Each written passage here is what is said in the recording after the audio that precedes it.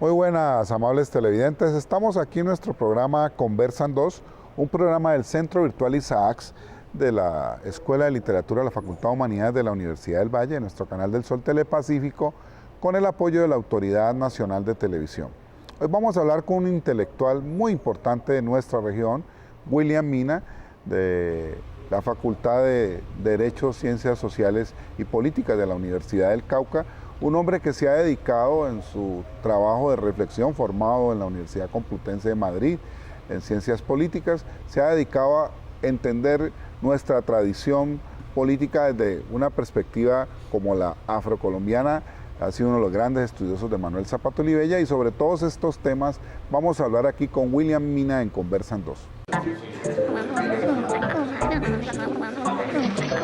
Estamos aquí, Conversan 2.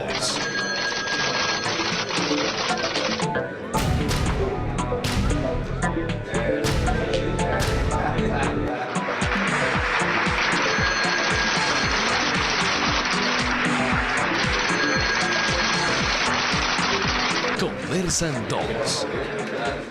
Aquí en Conversan 2 con William Mina vamos a conversar muchísimo de su trabajo intelectual y de sus perspectivas y tantas cosas que ha hecho este importante intelectual caucano. Aquí en Conversan 2 vamos a ver primero una nota. El doctor William Mina Aragón es nacido en este municipio, en Villarrica, en un sector o vereda que se llama Agua Azul. Allá se crió al lado de sus hermanos, de su padre. Entró a la Universidad del Valle a hacer filosofía. Se graduó como filósofo, estuvo trabajando en varios colegios, pero la meta de él siempre era llegar más allá de un título de pregrado, ¿no? Luego se fue a España, a Europa, donde hizo su doctorado en Historia y en Sociología y Ciencias Políticas en la Universidad Complutense de Madrid. Él, en un corregimiento del hoy municipio de Villarrica, ascendió a motu propio, a esfuerzo personal, hasta donde está hoy, reconocido como un profesor estrella de la Universidad del Cauca, estudiando una cosa sofisticada para el mundo afro colombiano, como es la filosofía, dejándose embeber de los autores occidentales, de los occidentalizados, y posteriormente consecuente con su pensamiento de Franz Omar Fanon, Roger Bastide y demás, rompe con ellos e inicia el estudio de unas nuevas filosofías que están en el común de la gente, en contravía con la filosofía eurocentrista, que fue la que le enseñaron desde primaria hasta el doctorado en España. Aparece Sabas Casaram como una de las personas portadoras de parte de la historia, no solo del norte del Cauca, sino de la gente afro. Y siempre Sabas nos hacía fuerza en que nosotros teníamos que escribir nuestra propia historia, porque la historia escrita la han hecho los ricos, nos hablaban en esos términos. Sabas Casaram, ahí inició un acercamiento con el viejo Sabas. Luego Sabas le concede a William unos encuentros con el objeto de hacer unas entrevistas muy largas que terminan en la publicación del primer, no el primer libro, el segundo libro que hace William Mina, que se llama Historia, Política y Sociedad. Bueno, estamos aquí con William Mina y él nació en una vereda que se llama Agua Azul, entre Puerto Tejada y Villarrica, y eso también expresa mucho su formación, su tradición y lo que como intelectual e investigador ha venido haciendo. Quiero que nos cuentes un poco tus inicios de formación intelectual. Dedicado al estudio desde niño, entre Villarrica, Puerto Tejada y el municipio de Padilla. Siempre me debatí entre ser un futbolista o ser un académico o ser un intelectual. Decidí ser académico porque tuve una lesión de fútbol a los 19 años y opté que la mejor opción de vida era dedicarme a las letras, a las ideas, al conocimiento, ¿vale? Y sobre todo a saber sobre mi historia afrodiaspórica y tener conciencia de ella. A eso me dedico hoy. Bueno, y tu trabajo, dijéramos, investigativo estaba muy ligado a eso. y creo que tu rescate, dijéramos, de ese pensamiento, de esa cultura ha sido muy importante.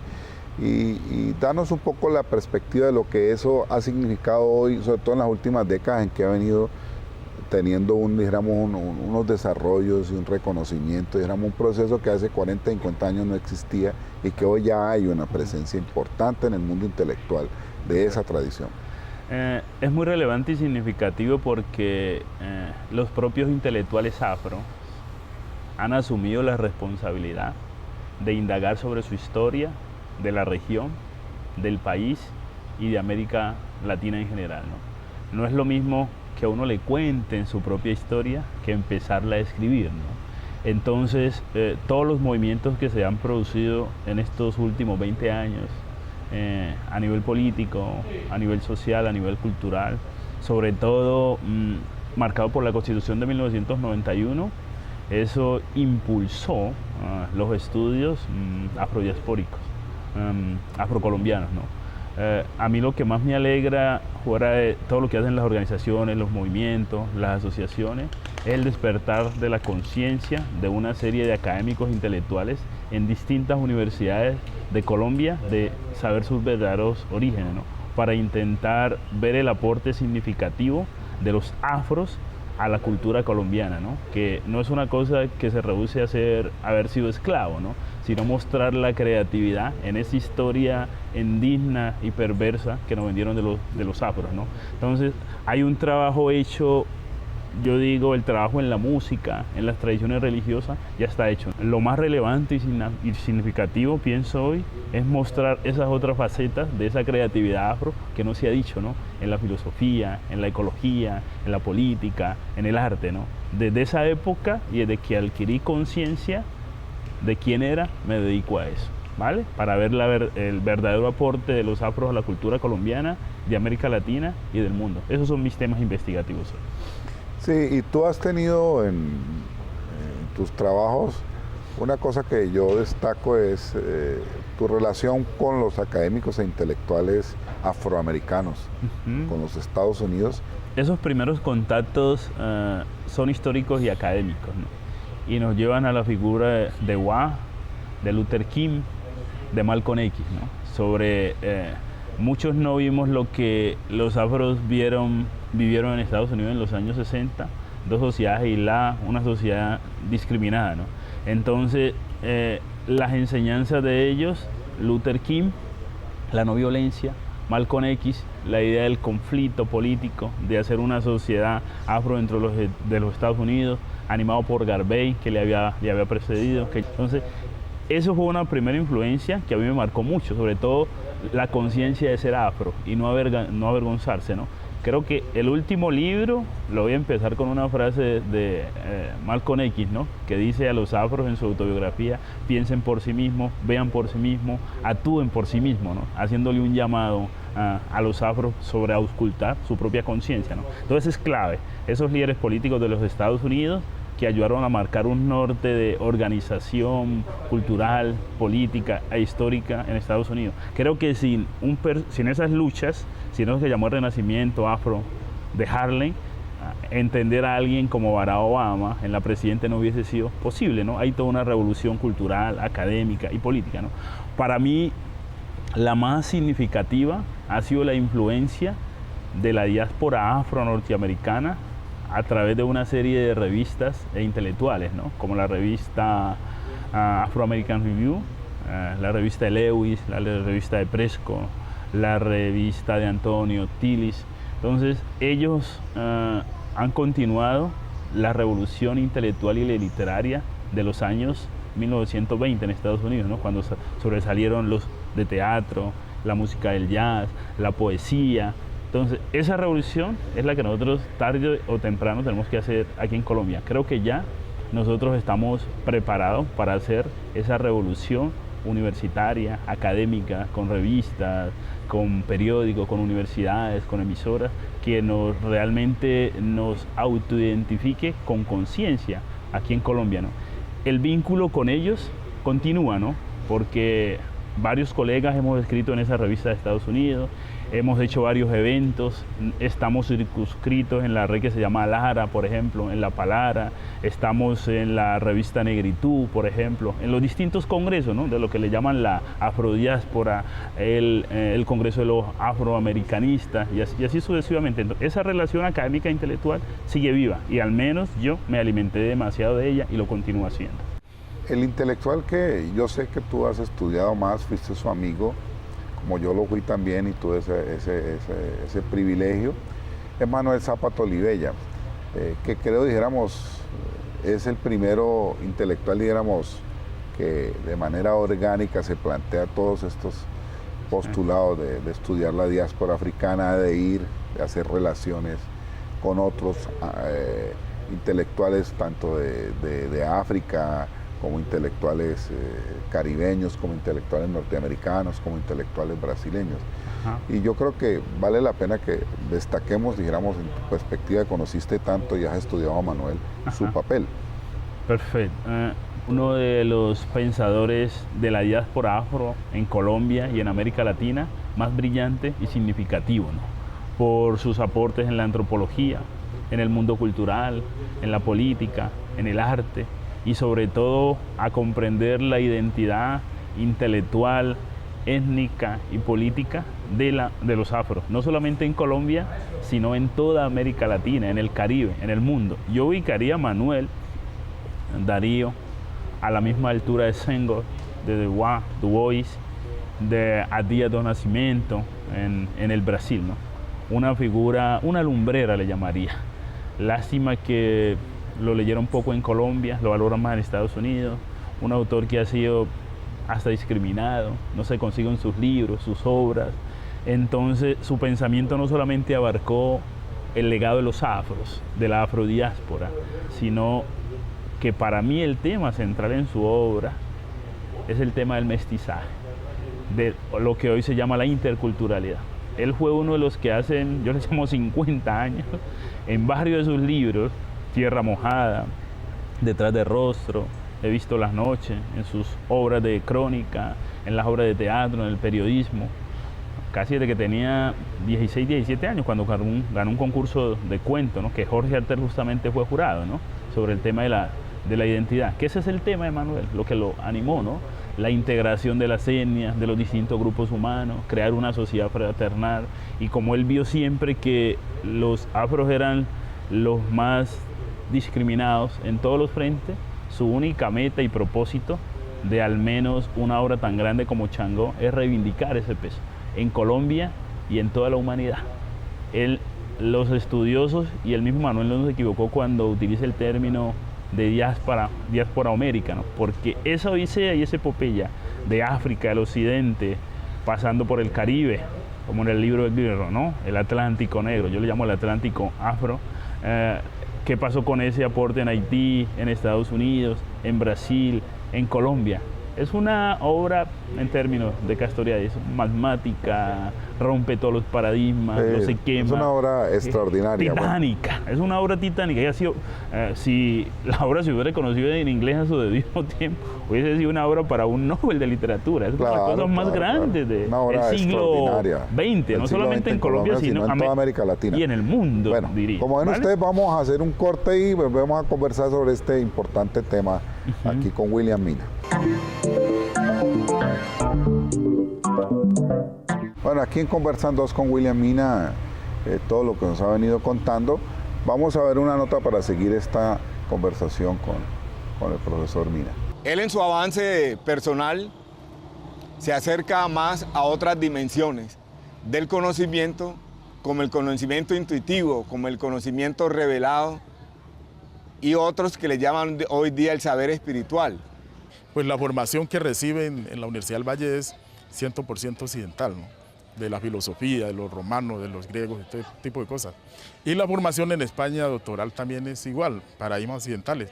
Pero él viene hace rato en ese rompimiento con esas estructuras que nos han impuesto, ¿no? Yo pienso que ese rato viene William en eso.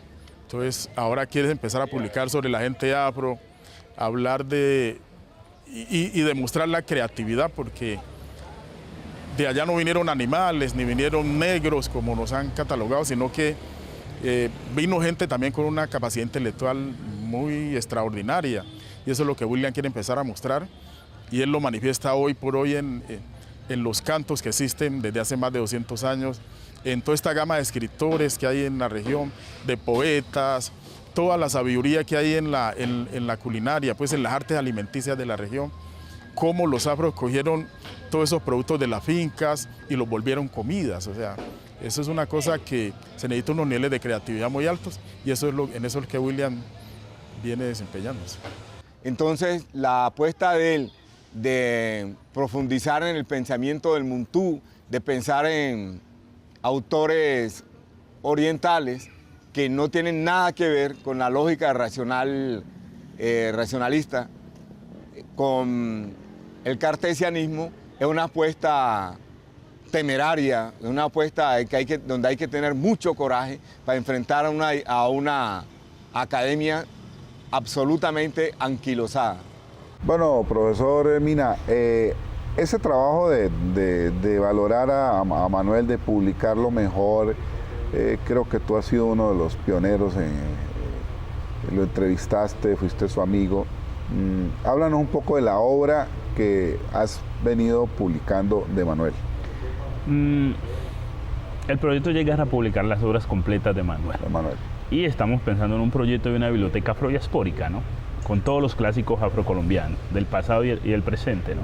Entonces, diríamos que el punto central, el epicentro de la obra de Manuel Zapata Olivella es el mestizaje, es la diversidad de los distintos grupos étnicos y su aporte a la nación colombiana y la nación americana. Eso desde una concepción antropológica, sociológica e histórica, ¿no?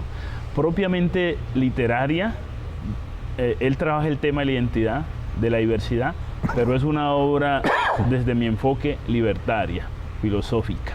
Todo el legado de Manuel tiende a eso, ¿no? Yo le llamo una especie de filosofía de la libertad, del antropo, del homo sapiens. Entonces eso trasciende el color de la piel, trasciende lo afro, trasciende lo negro, ¿no? Es en el fondo reivindicar eso que en las tradiciones de África Occidental, para un pueblo bantú y para los yoruba, se llama el estar coligado, como pensó Walt Whitman, al todo, a la fraternidad.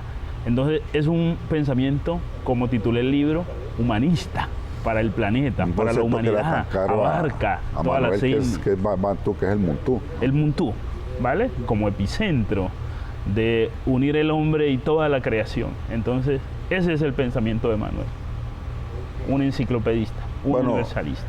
Y en el evento del que hemos hablado, vas a traer una serie de intelectuales que van a ayudar a valorar y a interpretar una obra que, como tú decías ahora, ha sido muy mal publicada en Colombia, y creo que los ensayos que tú has hecho y las reediciones de su obra, hay que hacer ediciones críticas. Changó, por ejemplo, es una novela que merece una edición crítica a fondo, porque es una novela un poco compleja porque está construida sobre las mitologías yorubas y bantú. Y bueno, son muy desconocidas entre nosotros, pero es el punto de partida para él hacer esa bella reivindicación poética de la historia de los afros, no solamente en Colombia, sino en todas las Américas, ¿no? Sí, que es un poco la versión que hay. Termina con los movimientos civiles en Estados Unidos, de los negros en los Estados Unidos. En los años 60. En los años 60. Entonces creo que ese es uno de los trabajos al cual tú le has dedicado, y que hablemos ya para finalizar a nuestros televidentes. Listo. Un poco de lo que de la importancia, dijéramos, que tiene hoy hacer eso en Colombia. Perfecto. Muy bien. Hay una reivindicación política en Changó el Gran Puta y en toda la obra literaria de Manuel, ¿no? Quizás eso que las organizaciones y los movimientos sociales no han podido encontrar desde distintos frentes. La obra de Manuel Zapata responde a eso: conciencia étnica, identidad política. Entonces, no al azar, Changó termina con un llamado a reivindicar todo lo que los afros hicieron en Estados Unidos en los años 60, ¿no? Entonces, el hecho de que en este congreso que nos convoca ahora en el mes de noviembre y que vamos a traer varios intelectuales de Estados Unidos, es para hacer esa coligación entre el pasado y el presente y ver las urgencias y las necesidades de cómo ese trabajo político, social, cultural y académico hay que hacerlo, ¿no? Entonces yo le llamo el hermanamiento entre académicos, entre África y Colombia, de la afrodiáspora, entre universidades, ¿no? Entonces ese día te anuncio que vamos a lanzar 3 libros inéditos. Tú habías participado del prólogo de uno de ellos, ya con ediciones desde abajo y la Universidad del Cauca hicimos el convenio. 2 libros de la autoría mía van a lanzarse ese día. Tenemos una mesa dedicada a las lecturas del Changó, que se van a llamar así, de todos los internacionalistas. Viene, por ejemplo, un amigo africano de Costa de Marfil que se llama Cassie Clement, que trabaja en Howard. Viene un profesor que se llama Arturo Rodríguez Do, que viene de la Universidad de Berlín. Viene Dayana Do Nascimento, que viene de la Universidad de Salvador de Bahía. Viene el colega Lorenzo Prescott, que está ahora en la Universidad de Ottawa. Viene William Luis, que hizo el prólogo de Changó al inglés y que traje en la Universidad de Vanderbilt. Y viene Cristina Cabral, una uruguaya que fue exiliada y que trabaja en la Universidad de Carolina del Norte. Viene Marco Polo, que es un mexicano que viene de Estados Unidos. O sea, va a ser una cosa maravillosa, un homenaje merecido después de 10 años, después de mucha ignominia de la obra de Manuel, y esperamos que a partir de allí surjan las posibilidades y las alianzas para valorar a Manuel, reivindicar su pensamiento, publicar sus obras completas y que su estudio siga de aliciente al movimiento social y político colombiano, una tradición libertaria de paz y de fraternidad. Bueno, es un trabajo extraordinario que se culmina pues con un homenaje como este, William, y pues contarle un poquitico a los telespectadores que este trabajo creo que es una corriente que tiene ya vinculados la academia de la Universidad del Cauca, de la Universidad del Valle, la Universidad de Chocó, que es un centro de investigaciones afrocolombianas, en la Universidad del Pacífico, que ha publicado varias, la Distrital, la Universidad Nacional. El programa de doctorado de ustedes. El programa de doctorado que hay en la Universidad del Valle, estudios afro-latinoamericanos, el Instituto de Estudios del Caribe de la Universidad de Cartagena. O sea, ya hay una corriente muy importante en Colombia, intelectual vigorosa sobre esto, en la cual el profesor William Mina es uno de los grandes animadores, y pues en buena hora has venido aquí a nuestro programa a hablar de este tema tan importante, sobre todo para una región como el Pacífico, donde tenemos una presencia tan importante de esa cultura que vino de la diáspora africana. Entonces te agradezco mucho, William, por estar aquí en Conversan 2, por esta valoración que tú le has hecho y que va a ser muy importante para el país, por estar aquí en nuestro programa, y nos vemos en una próxima oportunidad aquí en Conversan 2.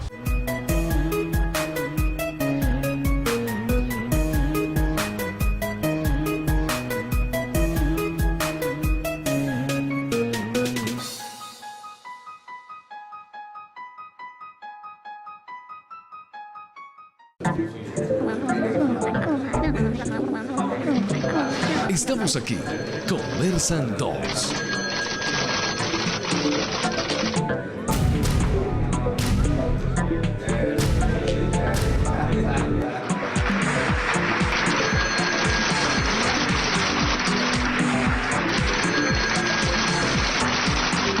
Conversan 2.